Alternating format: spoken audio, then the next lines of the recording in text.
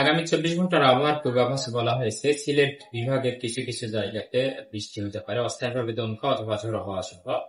আর এছাড়া আমরা আশা করছি যে কালকের দিনের পর বিশেষ করে 19 তারিখ এবং 20 তারিখ 19 তারিখের পর থেকেই দেশে বৃষ্টিপাতের যে প্রবণতা সেই প্রবণতাটা বৃদ্ধি পেতে পারে।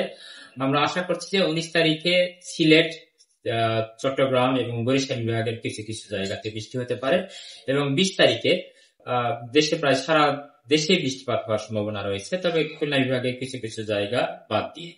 তো বর্তমানে যে চলমান তাপপ্রবাহ রয়েছে এই চলমান তাপপ্রবাহ আমরা আশা করছি যে আগামী আরো 24 থেকে 48 ঘন্টা অব্যাহত থাকতে পারে। আর এর পরবর্তীতে দেশের উত্তর এবং উত্তর পূর্বাঞ্চলের কিছু কিছু জায়গা থেকে যে চলমান তাপপ্রবাহ সেই চলমান তাপপ্রবাহ কিছুটা প্রশমিত হতে পারে এবং 20 তারিখ থেকে সারা দেশেই যে তাপপ্রবাহ আছে সেই তাপপ্রবাহ অনেকটা প্রশমিত হতে পারে, তবে খুলনা বিভাগে কিছু কিছু জায়গা বিক্ষিপ্ত ভাবে তাপপ্রবাহ থাকতে পারে।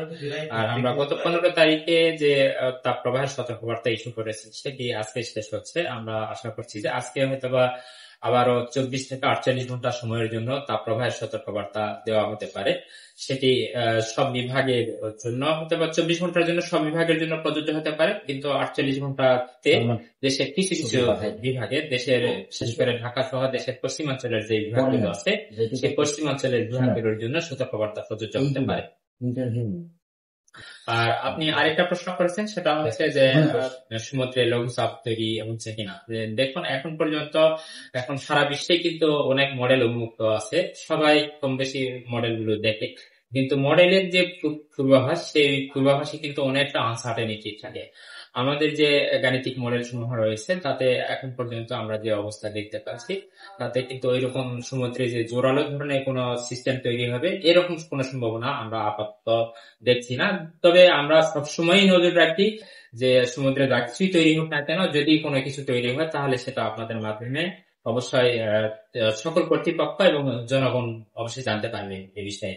তবে একটা বিষয় যে এপ্রিল মাস এবং মে মাস, এপ্রিল, মে, অক্টোবর, নভেম্বর এই সময় কিন্তু বঙ্গোপসাগরের সিস্টেম তৈরি হয় এবং সেই সিস্টেমগুলো কোনো কোনো সিস্টেম সেটি ঘূর্ণিঝড়ে রূপ নিয়ে থাকে এবং অতীতেও সে ধরনের রেকর্ড আছে। এবং আমাদের যে দীর্ঘমেয়াদী পূর্বাভাস, মে মাসের যে দীর্ঘমেয়াদী পূর্বাভাস, সেই দীর্ঘমেয়াদী পূর্বাভাসেও কিন্তু আমরা সেটি উল্লেখ করেছি যে মে মাসে 1 থেকে 2টি লঘুচাপ তৈরি হতে পারে যা থেকে কোনো একটি ঘূর্ণিঝড়ে রূপ নিতে পারে।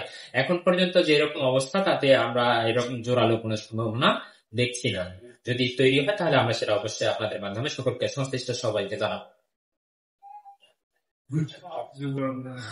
আরেকটু হচ্ছে এই বছর মে মাসে আর গেল বছর মে মাসে বৃষ্টির পার্থক্যটা কত? জি দেখুন, এখনো কিন্তু আজকে মে মাসের 17 তারিখ। মে মাসের প্রথম সপ্তাহে কিন্তু দেশে মোটামুটি ভালো পরিমাণে বৃষ্টি হয়েছে এবং আমরা আশা করছি যে আগামী 3 দিন এই সময়ের মধ্যে আমরা সারা দেশই একটা ভালো বৃষ্টিপাত পাওয়ার সম্ভাবনা রয়েছে। এখন পর্যন্ত যে রকম বৃষ্টিপাত হয়েছে সেই বৃষ্টিপাতটা স্বাভাবিকের প্রায় কাছাকাছি বৃষ্টিপাত রয়েছে। আমরা আশা করছি যে আগামী 3 দিন বা 4 দিন যে বৃষ্টিপাতটা হতে পারে সেই বৃষ্টিপাতটা হলেও এটি মে মাসে যে রকম বৃষ্টিপাতের পূর্বাভাস রয়েছে আমরা ধরে নিতে পারি যে মে মাসে স্বাভাবিক বৃষ্টিপাত হওয়ার সম্ভাবনা রয়েছে। দেখুন, গত বছর যে মে মাস ছিল সেখানে কিন্তু স্বাভাবিকের চেয়ে সামান্য কম বৃষ্টিপাত ছিল। আমরা আশা করছি যে এই বছরের মে মাস সেটি স্বাভাবিকের কাছাকাছি বৃষ্টিপাত হতে পারে। আচ্ছা, তাপমাত্রার বিষয়টা যেটা হচ্ছে যে আপনার তো এই জায়গায় যে হিরোইনের যে সুন্দরবন, চুয়াডাঙ্গা এই সমস্ত অঞ্চল বলতে রাজধানী শহর, দেখুন দেশের যে সর্বোচ্চ তাপমাত্রা রেকর্ড করা হয়েছে সেই সর্বোচ্চ তাপমাত্রা রেকর্ড করা হয়েছে গতকালকে 39.5 ডিগ্রি সেলসিয়াস। এটি পাবনার ঈশ্বরদীতে রেকর্ড করা হয়েছে। আর এছাড়া খুলনা বিভাগের তাপমাত্রা কিন্তু রাজশাহী বিভাগের তুলনায় সামান্য কম রয়েছে, অর্থাৎ চুয়াডাঙ্গা, যশোর এসব অঞ্চলে কিন্তু তাপমাত্রা এটি 38 ডিগ্রির নিচে অবস্থান করছে, অর্থাৎ খুলনা বিভাগে মৃদু ধরনের তাপপ্রবাহ বয়ে চলেছে। আর এছাড়া হচ্ছে রংপুর বিভাগ এবং রাজশাহী বিভাগে কিন্তু মৃদু থেকে মাঝারি ধরনের তাপপ্রবাহ বয়ে চলেছে। আর আপনি যেটা বলেছেন সেটা হচ্ছে যে সারফেস লেভেলে যেরকম তাপমাত্রা মানুষের অনুভূতি কিন্তু তার চেয়ে বেশি। এটার একটা কারণ হচ্ছে যে তাপমাত্রা যদি থাকে তার সাথে সাথে যদি বাতাসে জলীয় বাষ্পের পরিমাণ বেশি থাকে তখন মানুষের শরীর থেকে কিন্তু আপনি ঘামটা শুকায় যেতে পারে না, অর্থাৎ চামড়ার উপরে কিন্তু ঘামটা লেগে থাকে। সেই সময় মানুষের কাছে মনে হয় যে যা তাপমাত্রা আছে তার চেয়ে বেশি মনে হয়। এটা বাতাসে জলীয় বাষ্পে বেশি থাকার কারণে মনে হয়।